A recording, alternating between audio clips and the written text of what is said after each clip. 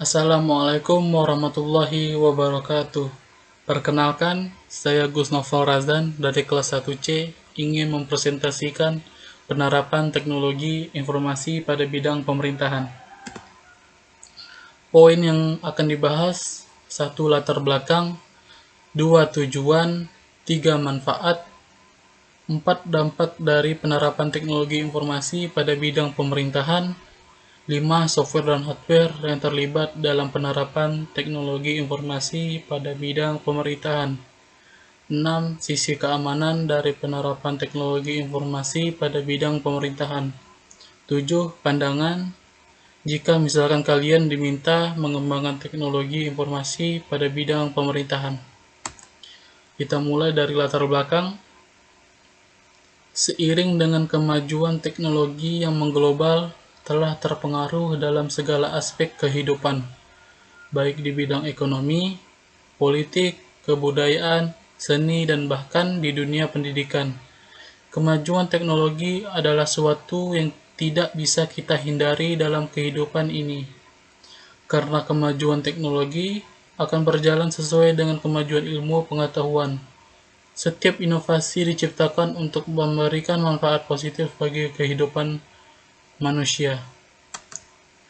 Teknologi informasi atau TI merupakan salah satu bidang industri yang berkembang dan begitu pesatnya pada tahun-tahun terakhir ini. Perkembangan teknologi informasi di Indonesia harus diimbangi dengan penyiapan sumber daya manusia yang handal untuk mengantisipasi persaingan global yang sudah semakin dekat, serta untuk meningkatkan taraf dan kualitas bangsa Indonesia. Salah satu ciri khusus dari bidang ilmu teknik Salah satu ciri khusus dari bidang ilmu teknik Salah satu ciri khusus dari bidang ilmu teknologi informasi adalah ilmu tersebut yang lebih bersifat aplikatif. Bidang ilmu teknologi informasi lebih mengarah kepada pengelolaan data dan informasi dalam sebuah enterprise, perusahaan atau organisasi kerja lainnya. Penggunaan teknologi informasi di sebuah institusi pemerintahan bisa berbeda-beda bergantung kepada kemampuan dan bidang yang ada di institusi itu tersendiri. Bisa jadi sebuah institusi pemerintahan yang terdiri dari dinas-dinas, bagian, seksi hanya menggunakan produk teknologi informasi saja tanpa perlu mengembangkannya. Tujuan e-government adalah untuk meningkatkan hubungan pemerintah, dalam hal ini lembaga yang bersangkutan dengan pihak-pihak lain.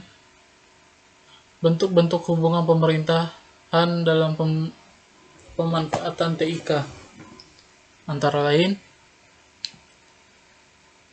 government to citizen adalah pemanfaatan TIK untuk melayani kebutuhan masyarakat luas. Misalnya melayani kependudukan dan administrasi. Government to business adalah pemanfaatan TIK untuk melayani kebutuhan dunia usaha, misalnya pengurusan dunia usaha, permintaan data statistik yang dibutuhkan pengusaha, dan sebagainya. Government to government adalah pemanfaatan TIK untuk melayani kebutuhan lembaga pemerintah lain, departemen lain, pemerintahan di atas atau di bawahnya, dan sebagainya. Manfaat 1. Pelayanan yang lebih baik kepada masyarakat. Informasi yang disediakan 24 jam sehari, 7 hari dalam seminggu, tanpa harus menunggu dibuka kantornya. 2. Peningkatan hubungan antara pemerintah, pelaku bisnis, dan masyarakat umum. Adanya keterbukaan atau transparansi, maka diharapkan hubungan antara berbagai pihak menjadi lebih baik. Dan yang ketiga, pemberdayaan masyarakat melalui informasi yang mudah diperoleh. Dengan adanya informasi yang mencukupi, masyarakat akan belajar untuk dapat menentukan pilihannya. Dan yang terakhir, 4. Pelaksanaan pemerintah yang lebih efisien. Sebagai contoh, koordinasi pemerintah dapat dilakukan melalui email atau bahkan video conference. Dampak dari penerapan teknologi informasi pada bidang pemerintahan. Sini saya akan membacakan beberapa saja dari dampak positif dan dampak negatif. Negatif TI dalam bidang pemerintahan. Semakin bebasnya masyarakat mengakses situs pemerintahan akan membuka peluang terjadinya cybercrime yang dapat merusak sistem TIK. Biaya. Walaupun politik dalam pemerintahan yang menggunakan informasi dan teknologi dapat melakukan pengeluaran yang lebih sedikit daripada konvensional. Namun sebelumnya, untuk membuat teknisinya memiliki biaya yang sangat mahal. Harus diakui tidak semua orang melek terhadap teknologi. Bagi warga yang berada jauh di pedalaman, akan susah mengakses website blog tentang politik di Indonesia. Software dan hardware yang terlibat dalam penerapan teknologi informasi pada bidang pemerintahan. Secara umum, implementasi TIK untuk pelayanan publik terkait erat dengan faktor software dan hardware.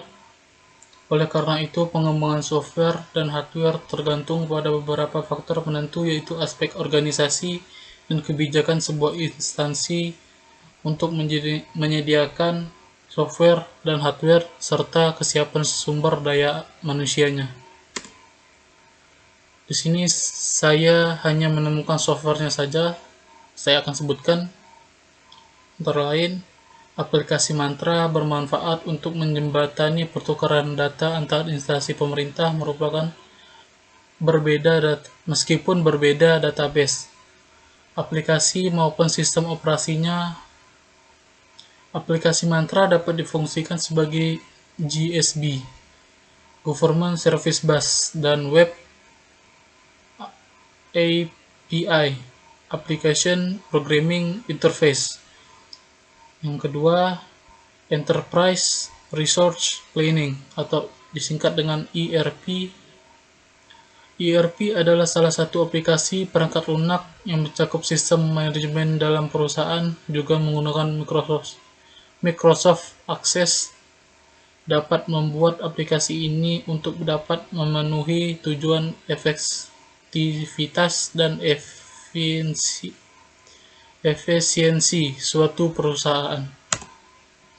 Sisi keamanan dari penerapan teknologi informasi pada bidang pemerintahan. Kemajuan teknologi informasi dan komunikasi ibarat pisau bermata dua. Satu sisi memberikan keterbukaan, kemudahan, dan kecepatan dalam akses berbagai informasi. Namun di sisi lain, dapat menjadi ancaman akibat penyalahgunaan data ataupun penyebarluasan informasi yang destruktif. Dengan demikian, diperlukan upaya untuk memberikan perlindungan data pribadi dan keamanan cyber bagi masyarakat sebagai pengguna teknologi tersebut.